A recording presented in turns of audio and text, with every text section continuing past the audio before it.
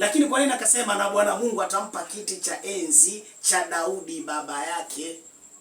Kwanza uelewa hapa kwanza kwa nini kasema hivyo. Usishuke chini kwanza, ukishuka chini ndio utapata utamu zaidi. Atampa kiti cha enzi cha Daudi baba yake. Haya, sasa unafahamu vizuri? Naam. Sasa ni hivi, nafikiri unayetazama kuna mambo ambayo nimeongelea pale awali.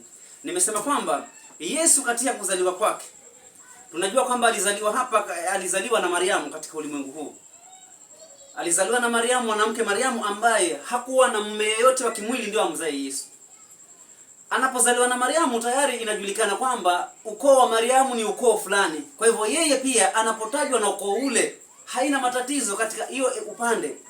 Kwa sababu pia kule unaenda paka anaonekana Daudi, unaenda paka anaonekana Ibrahimu, ndio kuna sehemu nyingi naomba kwamba Yesu Kristo mwana wa Ibrahimu, mwana wa Daudi, wanaendelea kutajwa katika ukoo ambao Mariamu alitoka, kwa sababu Mariamu alikuwa ni binadamu wa kawaida kama mimi na wewe.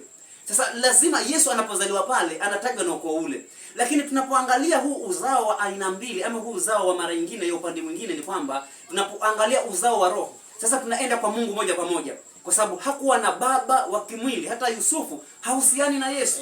Yusufu mwenyewe hahusiani na Yesu kidogo. Sasa ndio nikasema kwamba ngoja nimalizie, nikasema kwamba hii mambo ya Qur'ani ukataza kwamba asiitwe mwana wa Mungu. Acha tuangalie kwa nini inasemekana hivyo katika suratul An'am aya yake ya 101, halafu nitakupatia nafasi utaweza kueleza pia. 6:101. 6:101. Surati An'am hiyo 6:101 ndio hii hapa nadhani.